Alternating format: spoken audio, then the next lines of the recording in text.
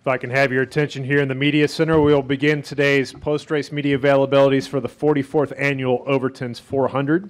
We're joined by today's third-place finisher, Martin Truex Jr., driver of the number 78 Furniture Row Denver Mattress Toyota for Furniture Row Racing. And Martin, not the result that you wanted. Seemed like you had a great car out there today, and then stage 3, little issue with lap traffic. Then please walk us through that and how you felt that impacted your day. Yeah, overall, I mean, it was definitely a solid weekend to, have a good practice, 2 good practice sessions, and qualify second and finish third. It was just a solid weekend.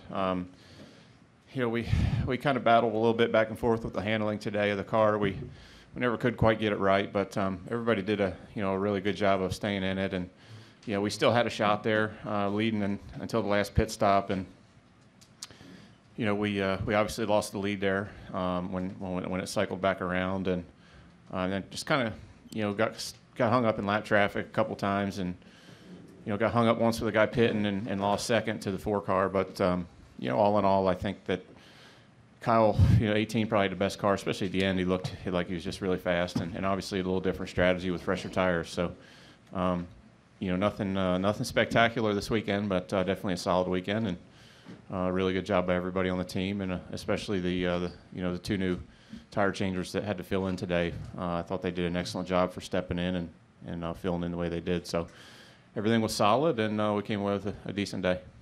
We're also joined by today's race runner-up, Kevin Harvick, driver of the number 4 Mobil 1 Ford for Stewart Haas Racing. Kevin, solid effort there by your team today. Could you walk us through there the final laps there where the 18 was able to get around you, but kind of the battle with the 18 all day? Yeah, there was no battle. He was way faster than we were. In the lap, he happened to catch me. In my head, I was thinking, all right, we just need to stay on the bottom, and I got sideways going into 3 and tried to park it, and he was going to the throttle about the same time and got in the back of me a little bit, but that was just me trying to keep it on the bottom, but there was no battle. I mean, he was in a league of his own there at the end, just got through traffic good, got to us, got around us, gone. Okay, we're going to open the floor for questions. We'll go to Kyle, then to Zach.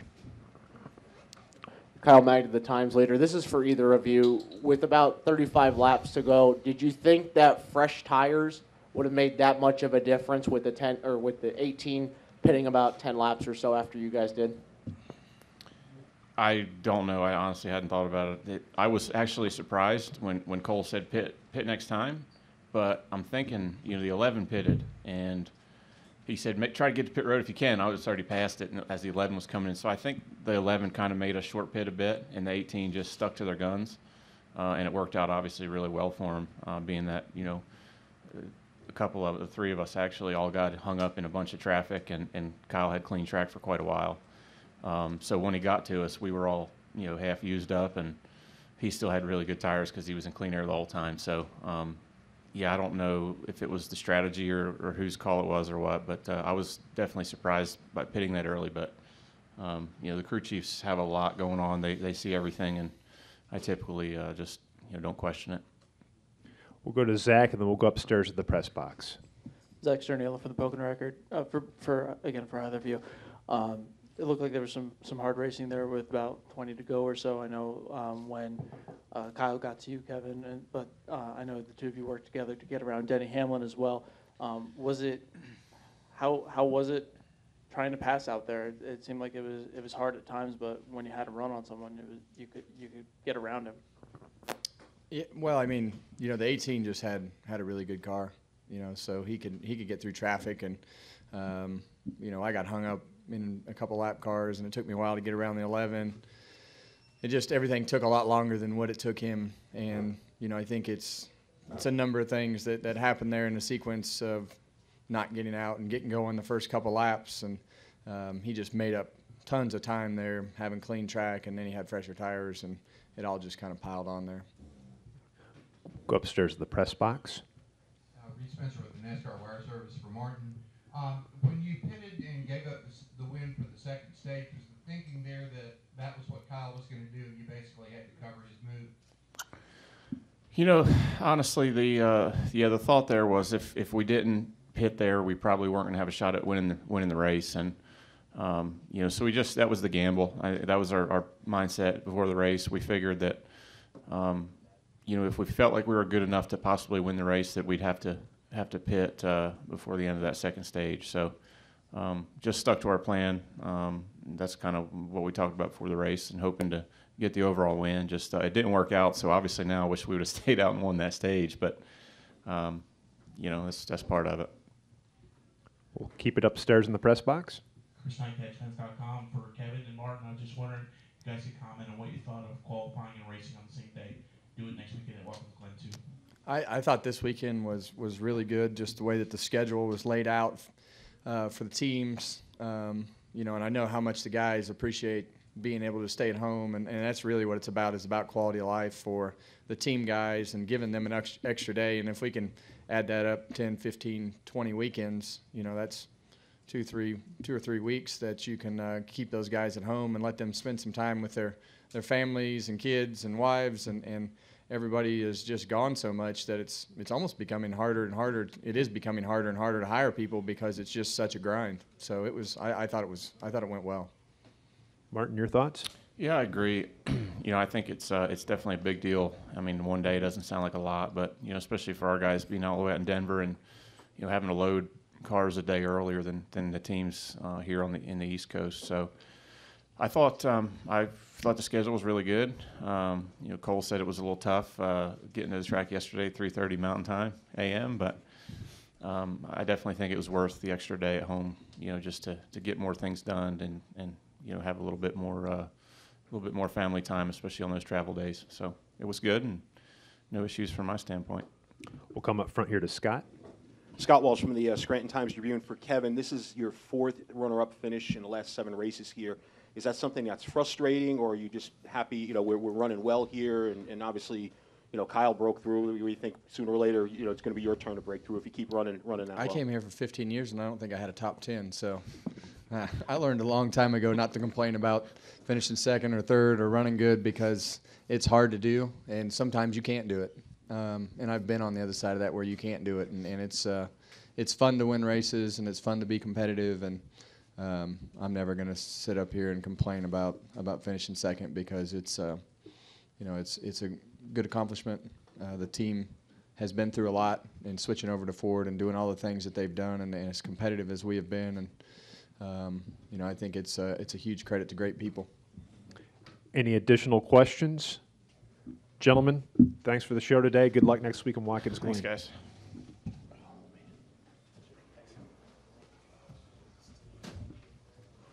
We're going to go ahead and begin our winners press conference for the 44th annual Overton's 400 in the Monster Energy NASCAR Cup Series. And we have the crew chief of the number 18 M&M's Caramel Toyota, and that is Adam Stevens. Adam, that Camry unloaded seemed pretty quick yesterday. You won a Coors Light Pole Award today, and then you had a driver bring it home to victory lane. How satisfying of a day is that for you, my friend? Yeah, that's the kind of weekend we all hope for. It's rare to get one. It just goes to show you the kind of stuff that's coming out of Joe Gibbs Racing, and everybody working so hard with their heads down. Just so many dedicated employees there, and we've just had fast cars for so long and just nothing to show for it. So it's nice to finally put a weekend together and have a little bit of luck go your way, which we certainly did today, and bring it home. Outstanding. We also have our race-winning owner, Coach Joe Gibbs of the number 18 M&M's Caramel Toyota. Coach, the 100th win in the Monster Energy NASCAR Cup Series for Toyota. How special was it for you to be able to bring that home today? Well, certainly our partnership with them is just for us. There's so many parts to it, but the most important thing is over a period of time, you go through some tough times, you go through good times, but the thing about Toyota, they're right there at your back. And we've worked through some tough issues in the past, but I think we've come out stronger because of that over a period of time. We have a great relationship, and they want to win in every way. Today, I just personally thanked Adam. It was a huge deal for us. And I said the same thing to Kyle. To see them fight over such a long period of time, and I hadn't experienced something where you had that many kind of quirky things happen to real fast cars, and you could get discouraged with that, but this team just kept fighting, and I want to say a big thanks to everybody back at the shop, just like Adam was saying. We got so many people back there that work so hard that don't get to experience the winner's circle. So a big thanks to them and JD and everybody back there that supports us with prayer. And so it's a big day for us, and Lord's blessed us with a great group of people, and it's sure fun. Okay, let's open the floor up for questions. If you have a question, please raise your hand. We'll get a wireless microphone to you. We'll start with Bob, and then we'll go to Kyle, then to Dominic. Bob Pockris, ESPN. Adam, were you glad that there was no late caution to make you have to make a decision? And I'm curious, going back to June, what were you thinking when you watched that race and watching Ben have to make that decision that ended up not working out? Yeah, we talked a lot about strategy going into the June race, and we felt like that was going to be the right call. We probably underestimated the tire fall off, and the 2 car being the wild card of being on pit road when that caution came out. It definitely probably forced more people to pit than normally would have, because they were going to restart behind him with tires anyway. I take 100% of the blame for that. That was a situation that he was prepped for, and a call that I made, and it didn't work out. And with the benefit of hindsight, I'd obviously do that over again. But I was thankful there wasn't a late race caution today, but we had such a tire advantage on them, and we knew they would come anyway. We had the lead. We were in a good spot either way. But late race cautions are never fun. They always set up an opportunity for somebody to do something completely different and beat the dominant car. And been a part of those on both sides. So I'd just rather the dominant car win in my mind. Go to Kyle, then to Dominic. Kyle Magda, the Times leader. This one's for Adam. Follow up to Bob's question. Did you find some redemption in that today with the pit call and then it actually working in your favor? And what were some of the adjustments you made throughout the race? I know Kyle, I think he fell back on the couple runs. I think it was 3rd or 4th. What were some of those adjustments you made? The first question there, I don't really know.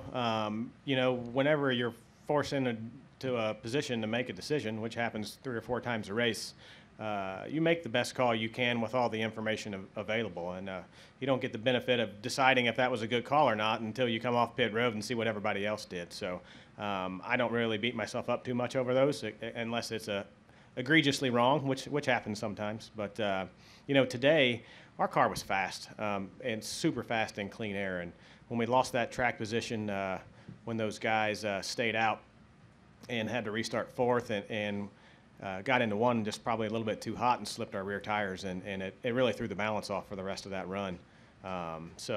We didn't make a lot of adjustments. We didn't compensate for that at all. It was just a deal where he got himself in a little bit of a bad spot, and maybe that set of tires wasn't lined up great with the other ones. It looked like it was on paper, but once we got those off there, it was back to normal. We're going to go to Dominic, then up to the press box. Dominic Ottagona with TheRacingExperts.com. For Coach Gibbs, now that you guys and your organization has won 2 of the last 3 races, is there more pressure or less pressure to keep performing? Well, I think with multiple cars, obviously right now our focus will be the 20 and the 19. Not that we're not going to go for it each and every week with the 18 and the 11, but I think our focus now, we'd like to get Matt in.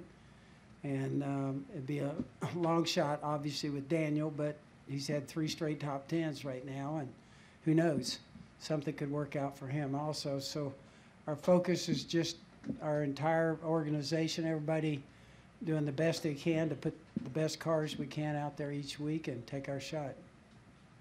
Okay, we're going to go next to Dustin, and then to Zach.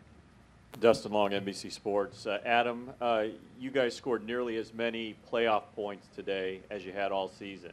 Even with the speed that you've shown, how much of a concern was it with how few playoff points you had coming into today and the gap that was building with some of the other cars? That's a great question. It was a huge concern. I didn't really have any fears that we wouldn't make the chase with our points position. So it was all about the playoff points, and you only get them 1 at a time when you win a stage, and we've won the 2nd most stages, but 78's won a bunch. So those add up, but they add up slowly. And then you got guys that have busted off a couple wins, and you get in these short 3-race segments, those playoff points are going to be colossal. So the sooner we can start racking them up, the better. And there's no better way to do that than to get to victory lane. Okay, go next to Zach. Zach Sternilla with the Pocono record. Adam, for you, you guys pitted a lot later than most other cars, about 10 or so laps later. Did you expect the fresh tires there at the end to pay off as well as they did? I did, yes. It was a matter of doing something different than those guys because we were far enough back that we weren't going to be able to jump them by short pitting them. They could just come the next lap and still be in front of us when we cycled through. So we had to get ourselves in a spot where we had a tire advantage.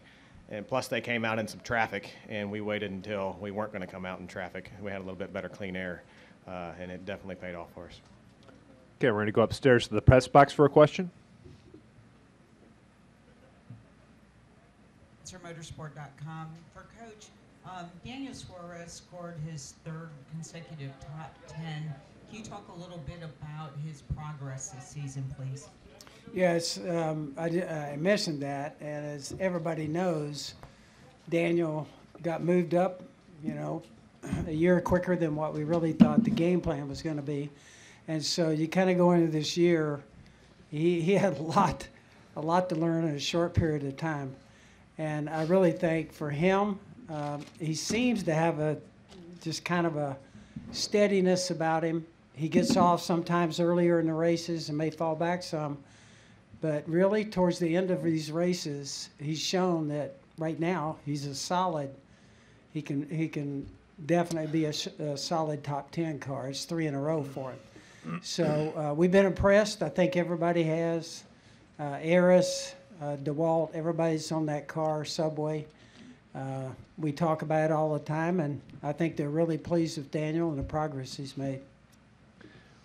We are now joined by our race-winning driver, and that's Kyle Busch, who won for the 39th time today in the Monster Energy NASCAR Cup Series, and the first time here in 2017, punching his ticket into the 2017 playoffs. Kyle, how sweet of a victory is this for you?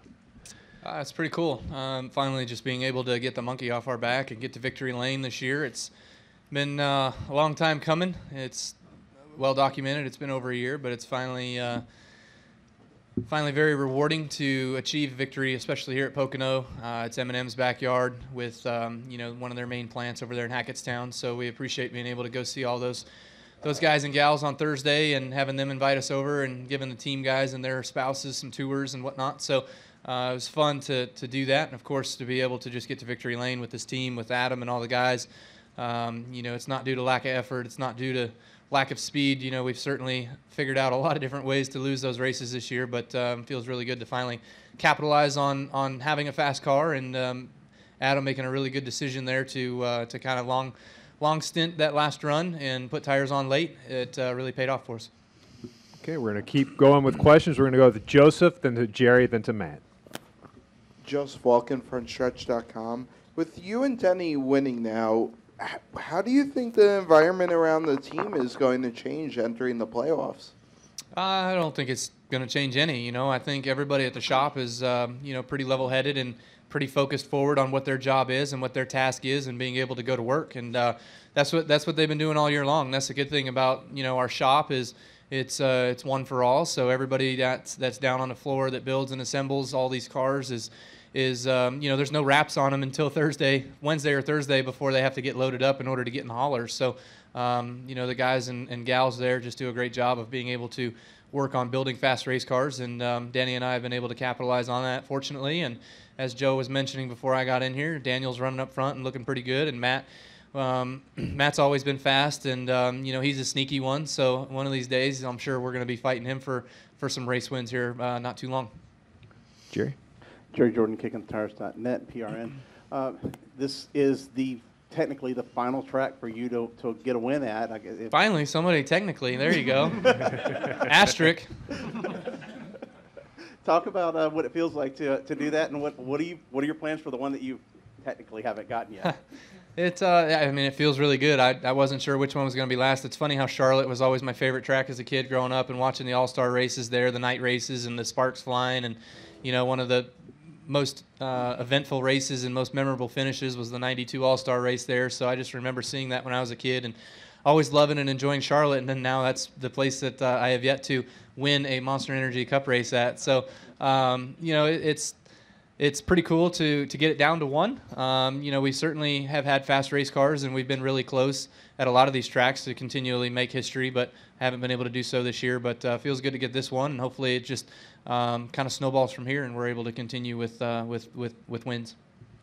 Okay, we're going to go to Matt, then to Bob, then to Campbell. Matt Catrillo with News Radio 1070 WKOK in Sunbury. Kyle, congratulations on the win finally here at Pocono. You've been so close the last couple of times here, and of course you took both poles here this year too. Did you feel like at some point, even though I know it was tough, maybe seeing the frustration, especially coming from the June race, that you would finally get yourself here in victory lane, and now that you have and you're seeing that reality, how does that feel for you?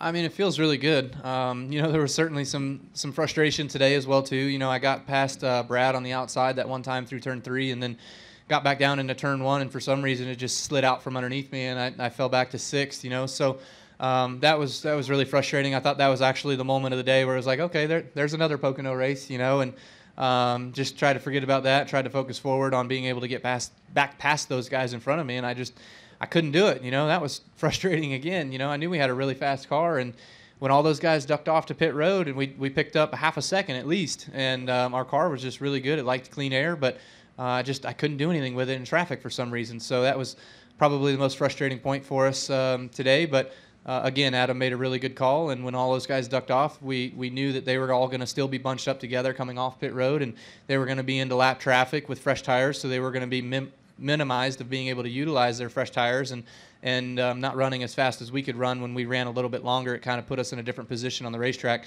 when we came off pit road. So great call for our team. Go to Bob, Campbell, and then to Pat. Bob Pockers, ESPN.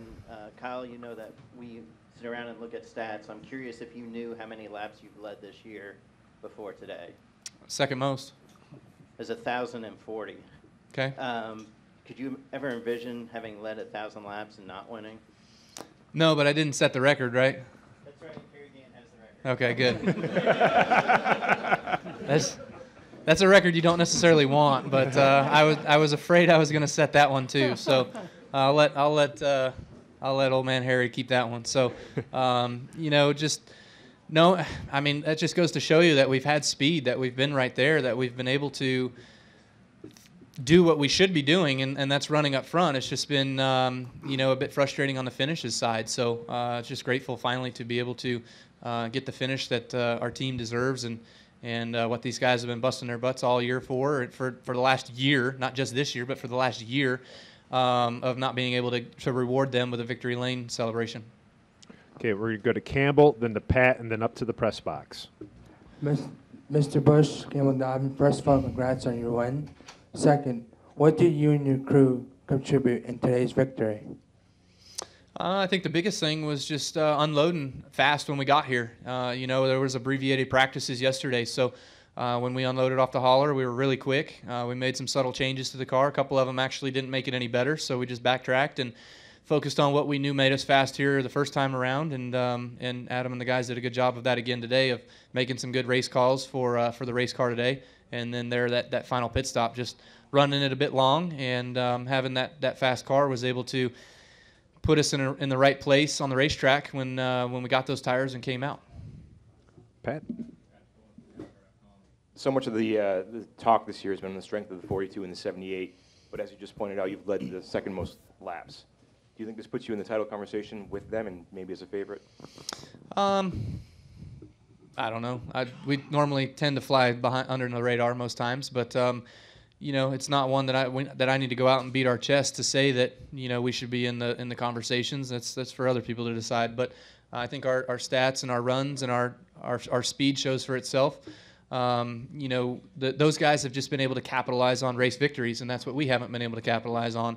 And it kind of goes every once in a while that we're not all that flashy, but when our backs are against the wall, I would say we haven't necessarily had that situation, thankfully, so we haven't had to go out there and win. I mean, in those playoff instances, like some of these other teams have, the 4's been able to do it, the 78's been able to do it, a couple other guys. But you know, we just methodically go about our races, and that's our mentality. And when it works for us, we go to victory lane, and that's how we get to Homestead. Okay, we'll go upstairs to the press box. CatchFence.com. Kyle, I was just curious what you thought about qualifying and racing on the same day, and would you like to see it done more often? Yeah, I thought today was great. I didn't have any qualms about it whatsoever. I thought that I'm up at 8, 9 o'clock in the morning anyway, so I might as well be doing something. So qualifying at 11:30 wasn't bad. Getting a bite to eat for lunch, a driver's meeting, changing our clothes, going back to traditional schedule was not that big a deal. You know, I think if you're a driver that has a lot of hospitalities and a lot of different sponsors and things like that, that's going to be a bit difficult to kind of balance that act on some weekends. But you know, for me today, it was pretty easy. So I wouldn't mind more days like that. Obviously, with my Xfinity and truck efforts getting cut back more and more every year, that's going to mean more Fridays at home with my son, and that's going to be more fun for us drivers. And you'd have to ask the crew guys what they feel about shortened schedules, because I know last week's was pretty tough with really long days, really long hours in the garage area, and then being back early in the mornings again. So it's totally different lives. So I'm all about the crew guys and not necessarily about the drivers. Okay, we're going to come downstairs here to Jake, then to Jeff, then to Scott, then to Zach. Kyle, you mentioned some of the bad luck that you'd had this season, the restart at Talladega and the late caution here last month. You seem to say that a couple of those times that it seemed like, you know, just finding new ways, new kinds of bad luck. Now that the drought is over, can you put into words, just can you express how frustrating it was to come up with those pieces of bad luck all those times? Yeah, I mean, it's definitely frustrating and aggravating and disheartening. You know, I mean, I think that's the biggest thing is we work so hard in this business, and we've had fast race cars. It's not like we've been running 10th to 15th every week and we don't deserve to win anyways. You know, I think that the fact of it was that we were running up front and we should be able to capitalize on those good fast race cars and get to victory lane. That's what pays our bills. You know, that's what makes our sponsors happy. But thankfully, the sponsors have been showing their support every single week, every single time we've gotten to the racetrack. I've been getting phone calls and texts from all of our peers that we have that say, "Man, this weekend's it," or "We still behind you. We believe in you. You guys are fast. Keep digging." You know, just comments that keep you motivated as much as you can be motivated. Besides thinking about what next this weekend, you know, is going to happen bad, but to finally get that monkey off our back, it's just a sense of relief. I feel like now I wouldn't say the pressure's off, but at least now we feel like we can probably breathe a little bit easier, and we can continue to focus forward, which is getting ourselves ready for the playoff and being able to have a continuation of these runs like we had today and being able to win some more races. Jeff? Jeff Gluck from jeffgluck.com. You mentioned that the word relief. I thought you seemed pretty subdued on the radio after you won. Is relief the reason, or why were you not as, vocal as you typically are sometimes? I guess it was just, relief. It was like, finally, it was just like, I really didn't know if it was over yet, I guess. I was just waiting for that moment. Something was going to happen. And, today probably more than any other day. I had a few last week too that was like, man, today's your day. But today there was a lot of people, and actually a few from M&M's actually were texting me as well too this morning. So that feels good that they had a sense of feeling as well, and getting us to victory lane. So hopefully they can have more of those feelings every week and text me that. So it feels pretty good. We'll go Scott, then Zach, and then on the far left to John. Scott Walsh from the Scranton Times-Tribune. Kyle, I wonder if you could talk a little bit about the pass for the lead with Kevin there. He said that he got kind of a little loose or whatever, and just kind of what's your take, kind of how that whole kind of transpired. Yeah, that's what it looked like from my vantage point. He kind of got off in the corner a little shallow, and I knew he was going to have to give it wheel, and when he gave it wheel, the back end just kind of stepped out from underneath him, and he got loose, and when he slid up the track, I wasn't sure how far he was going to slide, so I kind of throttled up in order to get a run on him, because as he slides up, I want to get my nose underneath him and get there. But he jammed on the brakes a couple times in order to get the slide back under control, and when he did that, he backed up right into my nose, and I couldn't react fast enough, so I bumped him. But no harm, no foul. I didn't mean to do that. I actually re-lifted and tried to let him gather it back up before I got back in the gas and was able to drive under him. So thankfully, nothing crazy happened out of that moment. But he recognized it, so that's good. That just nothing intentional. I wouldn't even call it a bump and run for the win. It was he had it enough under control that the bump really didn't do anything, so that was good. Do we have any additional questions for Adam and Coach? Gentlemen, we're going to go ahead and let you go. Congratulations on the win. Kyle did a great job talking about Mars. Mars is right here. Anytime and we they had put you in the everybody spotlight, here. things go bad. And the thing about our sport that's different is our sponsors. Huge deal for us. Mars and Caramel and Interstate Batteries and Norm. Just want to say a big thanks to them. And it's special, and it's special winning right in their backyard. Thanks. Thank you. Thanks, boss. All right. I'll handle it from here. Yeah. Go ahead, Zach. Zach Sternaler for the Pocono Record. Kyle, Coach just talked about it with M&M's. I know your spotter, Tony, is also from the area as well. What's it mean to get a win for him right here in his backyard? It means a lot. I thought about that after the race was over and remembered that this is one of his home tracks as well too. So that was pretty cool. Tony does a lot for me, and I appreciate him and what he does for me, does for KBM, and does with me. We go super late model racing throughout the year. I ask him, and he doesn't take a dime from that, and he's a pretty cool dude. So it means a lot to be able to get a win here for him and his home track. He's been trying for a long time. I know he's got a couple truck wins. I don't think he's got an Xfinity win, but he was able. He swept the weekend this weekend, so he won with Christopher Bell yesterday. So. Excited for him and just his family being from close by. Actually, his brother won last night as well too in the modified ranks, won 7 races in a row. So those guys are on it. So pretty impressive for Matt Hirschman to win those races too. John? John Harvin with ESPN Radio Albuquerque. Kyle, your teammate Denny said that he would like to see the PJ1 substance on the track, saying it was a necessity. So I just wanted to know if you think that would be something good for the track, maybe in the future.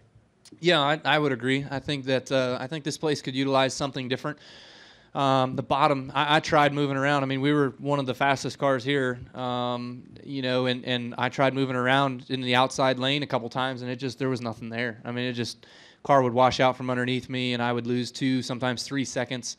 2 to 3/10 of a second a lap by moving out of the groove. I was just glued to the yellow line all the way around the racetrack, and anybody that was in front of you that was on the yellow line as well too, keeping the air from your car was just doing that. They were keeping you from being able to advance. So drivers need options, and when racetracks can be wider than one groove, then that gives drivers options and gives us the ability to move around a little bit and hopefully make passes. I think that the Loudon race was a blast. I thought that restarts were pretty hectic and chaotic a little bit there, but it gave you an opportunity to run wide if you wanted to. It gave you an opportunity to run low if you wanted to. You can run high, then run low in the same corner, so you were all over the place. I think that this place could certainly utilize some of that action as well too. Go next to Christian, and then we'll end with Kyle.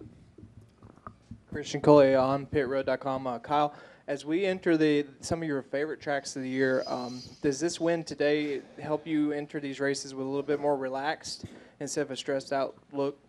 Yeah, I think so. I wouldn't argue against that point. I think that just being able to go after today, after taking the checkered flag, it was just finally a little bit of a relief, and finally now we can. At a moment in the race today, I think I was running 6. I was counting how many guys in front of me had wins and how many didn't, and who I was hoping didn't win today, and we don't have to worry about that anymore. Now we can just focus on how we're going to win the race and what we're going to do. But you try to do that every weekend, but sometimes that thought does cross your mind. Kyle Magda from the Times Leader. Make it a good one. I'll do my best. Can you talk about the importance of your relationship with M&M's these last 9 years and finally getting a win at their home track, which you mentioned is nearby in Hackettstown? Yeah, it's great. I mean, I love the family and everybody there that does such amazing things for me and for my family. I think that's what makes the relationships live in this world is having that close-knit relationship that you do with your sponsors. And fortunately for me, I'm very fortunate in this aspect, is it's a family-owned operation, and so the executives don't change. You know, when you look at all the rest of some of these companies that are in our sport, you know, Target, for instance, the leadership changes, and then their thoughts change on what they're going to be doing, and they leave, you know. So with the relationships and everything that Joe has, that I have with the family, as well as the upper management that we have at M&M, certainly some of those people have changed over the years. But I think the key board members, obviously, with the family, they keep thinking that NASCAR is a good investment for them. They see the return on the investment for them and for their company, and they can make it work. Now you've got to work hard to make it work, and that's what the business people do.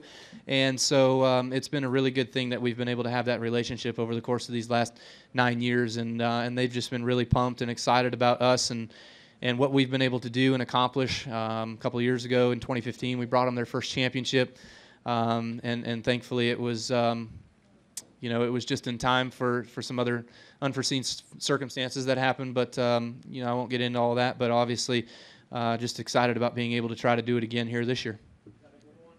Sorry? Was that a good one? What's that? Was that a good question? Yeah, it was good. It was fine. Well, Kyle, that was certainly a good win for you, and congratulations again. Good luck in Watkins Glen. Thanks.